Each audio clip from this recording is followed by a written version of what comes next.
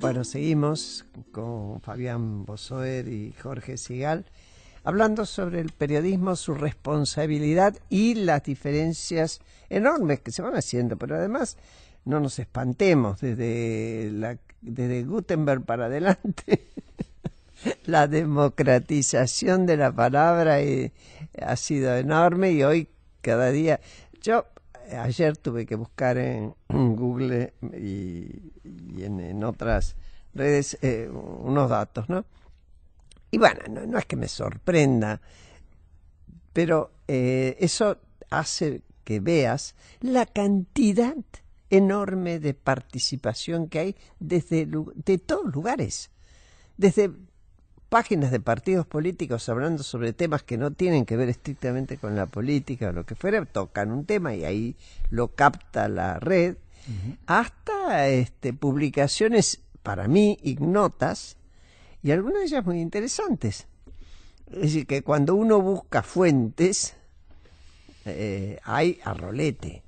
Bueno, y ahí estás también colocando otra cuestión, ¿no? O sea, nos hemos formado y acostumbrado los pre-millennials o pre-digitales a pelear por la palabra frente a la censura, frente al silencio, frente a la oscuridad. Y lo que tenemos hoy es una batalla que tal vez es tan o más exigente que aquella. Porque lo que tenemos hoy frente a nosotros, alrededor nuestro y en el mundo que vivimos, es aquello que era la censura, hoy es la proliferación. Claro. Aquello que era la palabra clausurada, hoy es el atiborramiento de palabrerío. Y muchas veces absolutamente irresponsable también. Y deliberadamente, porque lo que ahí tenés es fake news, ¿no? O sea, el desafío de noticias falsas. La fuente. Claro. Sí, yo creo que en ese sentido, Fabián, me parece que la contrapartida que viene es que se va a revalorizar nuevamente la firma y el valor de la fuente.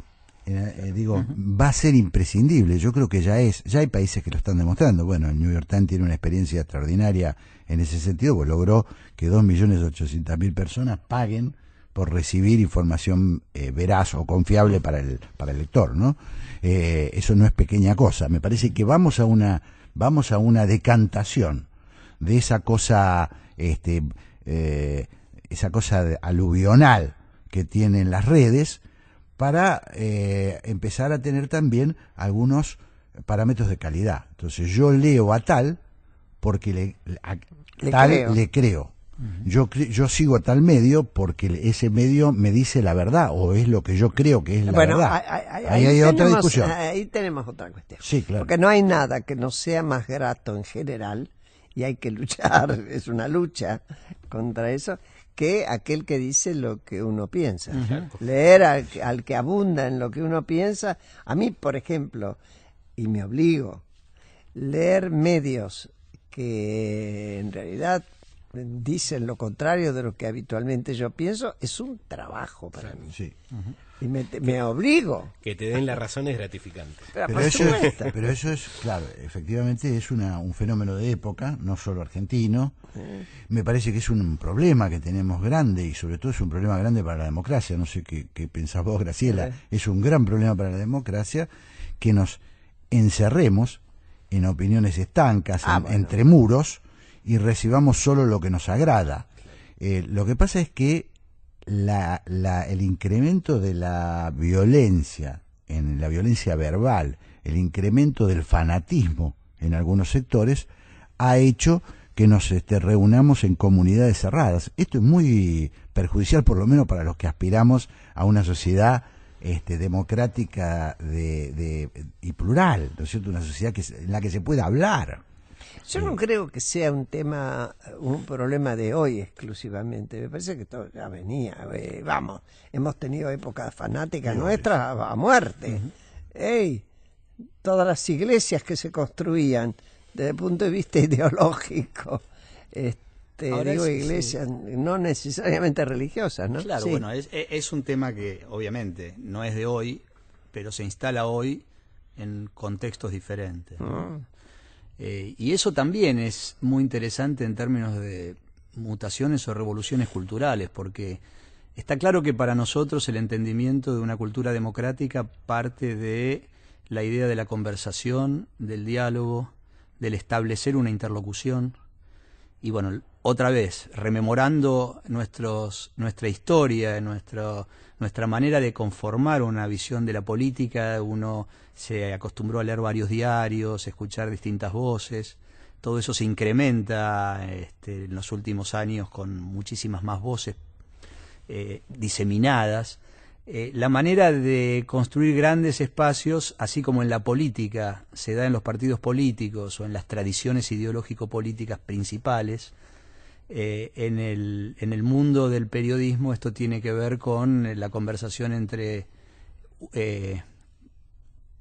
dicho en términos futbolísticos, Boca-River, el crossfire entre los que están con unos y con otros, y ahí se instala la cuestión de la grieta.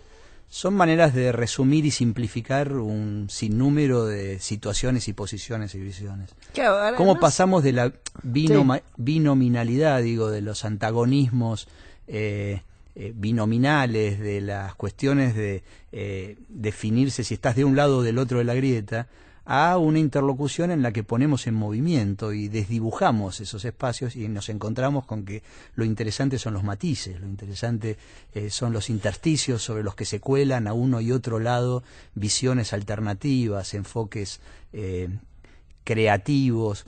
Ahora, todo esto tiene que tener representación política también, entonces ahí entramos en otra cuestión, ¿no? Ahí tenemos un lío para mí, porque cuando vos decías recién los partidos políticos, etcétera, etcétera, que durante mucho tiempo yo me crié con la idea, crecía de adulta con la idea de los partidos políticos son las columnas de la democracia. No solo acá, sino que estamos viendo cómo crujen las construcciones de partidos políticos en muchísimos lugares. Están crujiendo o emergiendo de esos partidos políticos personas que vos antes ni imaginabas que pudieran emerger, ¿no? Creo que me parece que tiene que ver con el cambio de época, que todavía ni siquiera tenemos muy claro cómo se va a resolver el tema de la política ahí. Hoy en nuestro país tenemos el ejemplo. Y eso también, ¿por qué? A ver, no es que no existan, existen partidos políticos. De hecho, se inscriben, qué sé yo, cuántos para las elecciones, con densidad, como estábamos acostumbrados a tener. Cuando uno piensa, por ejemplo, ¿qué se votó cuando acabó la dictadura? Y vos votabas, había varios partidos, y de hecho hubo mucha votación, pero estaba claro que iba a haber, la decisión iba a ser entre uno u otro, y eran los dos partidos tradicionales. Hoy, no. Sí, yo creo que ahí sí, Graciela, hay que hacer una distinción importante con respecto al periodismo, ¿no? Me parece que el periodismo, aún en este clima de fractura social, de fractura del pensamiento, este auge del fanatismo, ¿no?, que a mí me desagrada bastante. Me parece que la posición del fanático siempre es mala, esté del lado que esté. Entonces, me parece que el periodismo sí tiene un trabajo que hacer, que es, el periodista tiene que aproximarse lo más que pueda a una visión ecuánime. Es casi un instrumento de trabajo. No puede ir con su mirada sesgada a evaluar los hechos. Después lo que resulte será otra cosa, pero tiene que hacer un esfuerzo por mirar las cosas de una manera ecuánime, porque si no es como el médico, es como si un médico se guiara por sus propios sentimientos al decidir una intervención quirúrgica, ¿no? Si opero o no opero, si me cae bien el paciente o no me cae bien el paciente, le saco el... No, bueno, nosotros tenemos un esfuerzo. ¿Le saca el hígado o el apéndice? Pero de verdad, y creo que eso estamos en un momento muy porque en eso sí las redes han convertido en masivo lo que antes era parcial, que es el tema de los muros. Es decir, nosotros estamos cada uno encerrado en muros. Nosotros creemos que estamos interconectados y estamos interconectados en general con los que piensan como nosotros. Entonces, el otro día recibí un mensaje que no era por red, porque yo no me meto en las redes, de alguien que dijo, me gustó mucho una cosa que yo dije, no sé, en el programa, lo puse en mi muro. claro. Como no estoy, a ver, no soy un ignorante de eso, salí disparada de las redes, me metí una vez, me salí disparada, sé lo que es un muro, pero en el primer momento que me dijo, lo puse en mi muro, yo dije, lo puse, lo pinto en una pared, ¿qué es eso? Después, bueno, reaccioné. De todas formas, lo que vos decís es el deber ser. El deber ser está bien, pero es, y aquí va pregunta, ¿hay alguna apreciación especial que ustedes sientan que hay por cuando hay periodistas serios? ¿Hay castigo cuando no lo hay en la sociedad o es indiferente? ¿Ustedes perciben eso? Porque el deber ser es un deseo. Ahora, que la gente premie o no premie la búsqueda de la verdad, de la seriedad o demás, yo no sé, la verdad que no lo sé. Se miran, Jorge, Fabián, a ver quién agarra la papa caliente que tiraste. No, bueno, en principio, premiar, ¿cómo medimos qué es lo que la sociedad premia o no premia? Y bueno, ahí hay un tema de tipo cuantitativo o cualitativo, ¿no? Está claro que medir estas cuestiones de prestigio, reconocimiento, solamente a través de cuántos me gusta o cuánto rating o cuántos puntos de rating, es trabajo para los productores del espectáculo político, y también es trabajo para los asistentes de producción, los analistas de medios que necesitan evaluar de qué manera el medio compite. Claramente los grandes medios son portaaviones en los cuales existen un montón de plataformas de lanzamiento y que contienen un montón de cosas. Helicópteros, casas y tienen que financiarse y hace falta la pauta publicitaria y etcétera, etcétera. En relación a lo que nosotros estamos analizando y de lo que nos preocupa y ocupa, que tiene que ver con cuánto de todo esto acompaña el desarrollo de una mejor democracia, el desarrollo de una sociedad plural más empoderada, como decimos ahora, la elevación de la autoestima en la calidad de vida a través de la cultura democrática y el lugar que tiene el periodismo ahí, tenemos que buscar otros patrones de medición en todo caso, y me parece que ahí sí, desde el punto de vista cualitativo y a veces también cuantitativo, hay premios y castigos para el buen periodismo y para el periodismo de ocasión o más escandaloso o más entretenido, ¿no? Creo que hay una vara que va decantando. Es difícil, cada uno de nosotros imagina nombres y apellidos. No, sí, claro. Pero sí, me parece, Fabián, también que hay materias diferentes que uno busca, ¿no? Es decir, una cosa es buscar la popularidad y otra cosa es buscar el prestigio. Bueno, son materias delicadas, son materias, digamos, cada uno sabe qué quiere. Yo conozco muchos, incluso tengo muy queridos amigos que tienen una especie de adicción por la fama, ¿no es cierto? Y hay amigos, otros amigos muy queridos, que tienen una gran vocación por el prestigio. Es decir, no es tan importante ser conocido, sino conocido por qué. Claro. Y me parece que, bueno, esto es parte digamos, de la condición humana. Ahora, llevándolo al plano institucional o al plano social, me parece que ahí tenemos los desafíos que planteaba Fabián, ¿no? Es decir, ¿qué premia la sociedad? Y bueno, depende del momento. Yo creo que hoy una parte de la sociedad se siente muy identificado por la investigación que dio Cabot, digamos, a partir de los cuadernos, y otra parte de la sociedad se enclaustra, y ahí volvemos a los muros, se enclaustra en parámetros que tienen más que ver con la religiosidad que con la razón y la verdad, y entonces es muy complicado, porque creo que este es uno de los problemas que tenemos, es muy complicado, porque ese es un blindaje que es muy difícil de perforar. Si yo, digamos, me encasillo en valores que tienen que ver con principios que yo he asumido, es decir, con creencias en las que yo de la vida privada, en todo caso, legítima. Sí, o pública. Yo puedo confiar en una persona porque me parece, bueno, me parece que ahí entran entre el juego la psicología, una cantidad de cuestiones.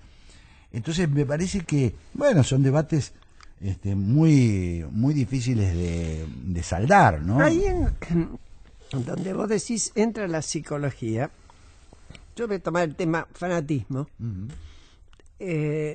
Y algunas cuestiones que está clarito que han quedado nodales, casi de liturgia, de adhesión al kirchnerismo concretamente, y no por lo que existe, por el recuerdo de lo que era el peronismo con sus atención a los más humildes y demás, que se nota también en la adhesión de voto que tiene Cristina en este momento en una parte del conurbano, sino aquellos que lo hacen ideológicamente y son capaces de decir que esto de los cuadernos viene de la CIA o que lo de no sé qué viene del FMI o cualquier cosa con tal de defender. Ahí yo tengo, y esto es una hipótesis, me parece que como la negación es un mecanismo de defensa, cualquiera que haya hecho un poquito de psicoanálisis o haya leído lo sabe, el que te salva muchas veces la vida, que te evita el dolor lacerante que pensás que te puede matar, aunque no te mate,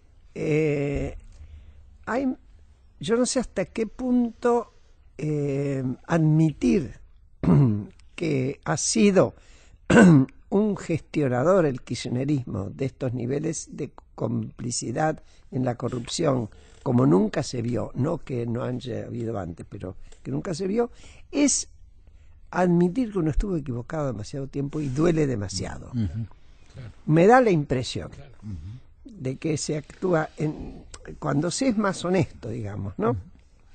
En una cuestión de, aunque ustedes digan no es honesto negar, pero a veces preserva la convicción que uno tiene de lo que uno es, qué sé yo. No sé la política es también una manera de representar esta conciencia colectiva, digamos, traumatizada por la ilusión y el desencanto, ¿no? Y las transiciones en definitiva son eso también, son momentos en los que procesamos la muerte del padre, de la madre, del relato protector, de la ilusión perdida, y a cambio de qué, a cambio de asumir la orfandad y generar nuevos espacios. De asumir la responsabilidad. Y en ese caso asumir la responsabilidad que cada uno, en este caso, seguimos siendo una sociedad tremendamente atravesada por enormes desigualdades, sí, una crisis de representación y curiosamente política, igualitarista. De impulso igualitarista y atravesada por profunda desigualdad. Sí, o populista, volviendo al caso. Bueno, pues yo sí, no dije igualitaria, dije igualitarista. Estamos de acuerdo. Sí, creo que, de todos modos, volviendo un poquito a esto de las creencias y de la ceguera frente a algunos hechos, me parece que nosotros, la gente, digamos, los que pretendemos que avance un concepto de conversación, como decía Fabián, que la democracia está basada en la conversación, en las ideas, tenemos que ser tajantes enemigos del fanatismo, ¿no? Yo me considero, creo que es de las principales causas que tenemos para defender, porque en eso se nos va la vida.